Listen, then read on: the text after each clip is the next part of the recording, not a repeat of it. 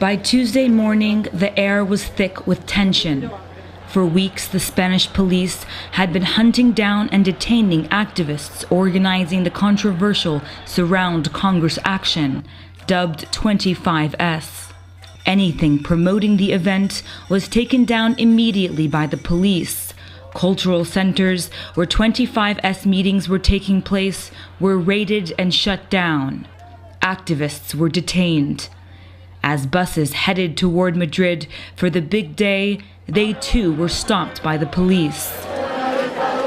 Those who did make it to Madrid by Tuesday morning speak of the police harassment and intimidation leading up to September 25th. Les ha hecho entrar en una dinámica muy paranoica, muy asustada, que ha llevado a esta dinámica represiva para intentar asustar a la gente.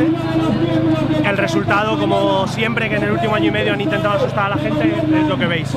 The police surrounded demonstrators at all the main meeting points before protesters marched to Congress. Police helicopters flew overhead all day. As protesters start moving from Plaza de España, which was one of the many meeting points for demonstrators, you can see the police are heavily equipped in riot gear, and they too are getting ready to move with the demonstrators. This action has been called by the Spanish government a possible coup d'etat. No one here is armed, and a number of the people who are participating include families with children, the unemployed, and old people. As this march begins, the anger and tension amongst the protesters as a result of the police harassment is visible. Although the main trade unions, which usually mobilize masses, did not endorse the action, many of their workers showed up anyway. De cierta manera parecíamos que nos identificamos por esta forma de manifestarse, pero gracias a que nos llaman golpistas, pues los que defendemos la democracia es un insulto que manifestarse en la calle sería que es golpista, cuando realmente los golpistas son los que están potenciando este tipo de manifestaciones. The people here charge the right-wing government with theft of public wealth and driving the country into poverty. Many insist their frustration is mounting, which brought them to the workplace of their politicians. Their demands included the removal of the current government with new elections, the immediate ends to austerity reforms, and the rewriting of the constitution. Those surrounding the parliament are part of the broader Indignados movement, born on May 15th of last year. This is yet another showing of anti-austerity public outrage. We're about one block from the Congress, and what's happened is a number of demonstrations coming from different plazas in the city to converge here have been cut off by the police. This is one of those groups, and just on the opposite end of it, you can actually see demonstrators on that side also trying to get in. They too have been blocked by the police. Usted está reprendiendo al pueblo que le está diciendo un presidente que dimita y haga unas elecciones nuevas, porque ha engañado al pueblo, y usted lo sabe. Ha subido el IVA, motivo suficiente para que usted le detuviera. Usted no tiene el valor. On the opposite side of this march, a larger demonstration approaches the gates of Congress, and violence erupts. The police viciously attack and detain protesters and members of the press. As the police expand their line away from the Congress, the protesters remain defiant. Then their patience wears thin, and the police start to push forward. Now the press has been kicked into the area with the demonstrators, so it seemed to be a human traffic jam between protesters, press, and also the police. On the other end of the police line, clashes break out, and again the police attack. Many are detained and dragged away.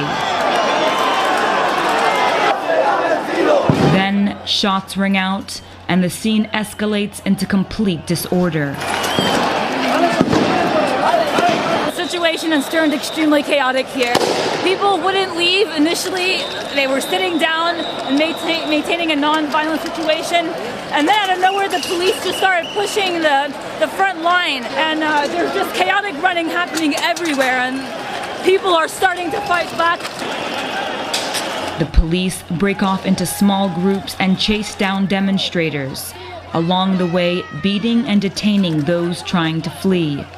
At one point it was the people who were outnumbered, but now the police are very outnumbered by the protesters, and they're throwing huge bricks at the police, rocks, glass, and they're responding with rubber bullets. Now it is the police who are under attack. They shoot rubber bullets at close range into terrified crowds of people. Some take refuge in this restaurant. The owner pleads with the police to leave the area.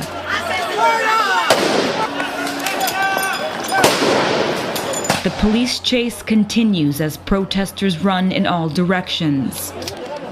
Those being shot by their rubber bullets include women and journalists. The police seem bewildered and at times disorganized in the face of mounting anger. They began to chase protesters up the small streets. But notice they are outnumbered and retreat.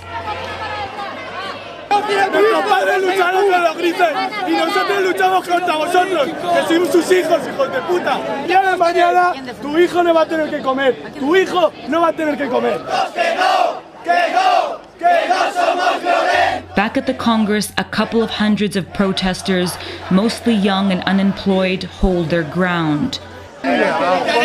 All the while, the police continue to hunt down and arrest protesters. La cosa estaba bastante tensa y los policías empezaron a arremeter contra todo el mundo, empezaron a cargar indiscriminadamente contra todo el mundo, incluso contra los periodistas, les da igual que estén en medio. Y estamos volviendo a la represión fascista, les da igual, no se dan cuenta que quien tienen que defender es al pueblo y es a quien le están atacando. Siempre la fuerza por la fuerza, siempre. Es su única arma, la violencia. By Wednesday morning, government officials in Madrid congratulated the police force for how they handled the protesters.